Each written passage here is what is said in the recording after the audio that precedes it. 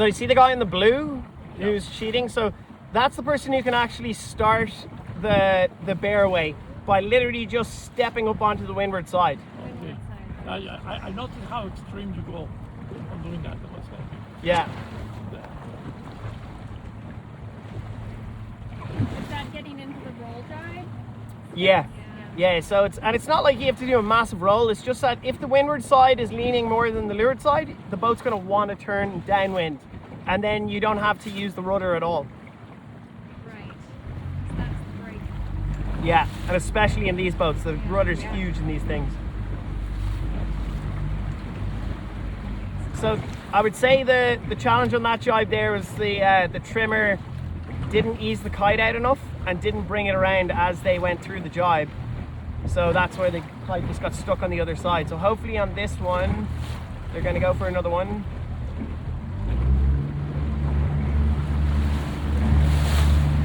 So bearing away, a little bit aggressive on the bear away there.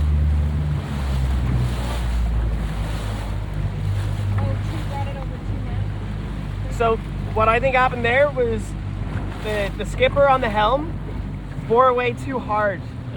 He was, they were like impatient of like, I want to see the boat bearing away.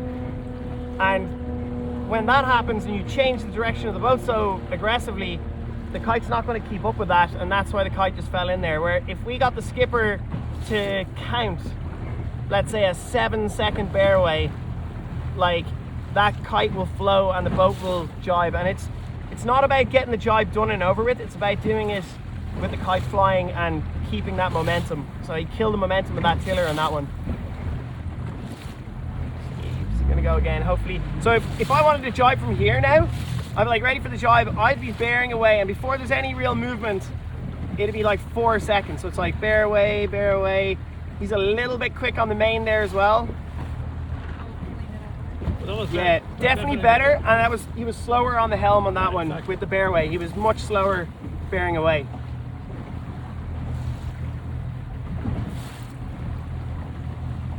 The other funny thing with sailors is it's like football, like sometimes you're better on the left side than you are the right.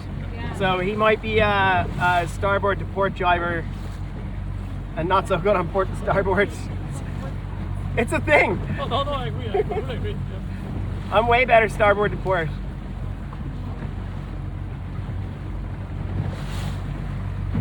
And from a coach boat, what I'll do is I'll try and line up the stern, the center of the stern with the mast, and then I know I'm directly behind the boat, and then I'm able to see how aggressively he pivots. So he's actually pointed up a little bit. Now he's bearing away. Now he's about 20 degrees. Yeah. So okay jibe, but it was kind of doomed from the start because he pointed up 10 degrees before he went into the jibe for whatever reason. So if you point up 10 degrees, that also means you have to bear away 10 degrees to get back to your original position to then go through the jibe, And that's the thing with the skipper is, like, especially with such a big rudder, if they're looking at everything else and trying to dictate how someone puts a pole on, then they're not doing their job. And that was the tiniest little thing that made that jibe not great. So let's see on this one. So I'm right behind the stern again, lining up the backstay and the mast. They're going, now he's just bore away without going upwind, which is good. See the way that guy just drags the pole on the sheet, on the guy? We don't want that. So what happened there is the kite moved around, but he didn't have the pole off the guy. Exactly. And he was prioritizing pulling the pole across when he should have got the pole off the guy and then brought the pole across. So if you're up bow and you're on the pole, the biggest priority for you is not to mess with that kite.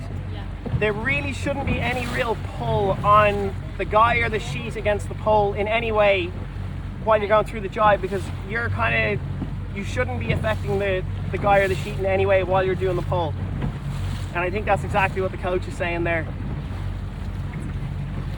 One more! So you can see the skipper's pointing up there. He has a little habit of pointing up when he's on port. Cool. Okay, kite's flying. They're about 20 degrees up from dead downwind. Poles forward, not ideal. So again, the pole was forward there. So when they took the pole off, it's behind the main and they're screwed. So one job messes up the whole jibe. That one was, before they took that pole off, that pole should have been way back. Okay. That spinnaker was way too far forward. So the second the pole popped off, the spinnaker was behind the main and it died. That's why this is not bad. Yeah, and you can't go guy back if the pole's not on it.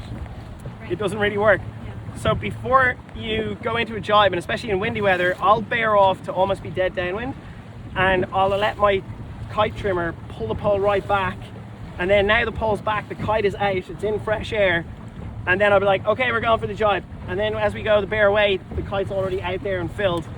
It's going to stay in that fill while it bears away into the jibe.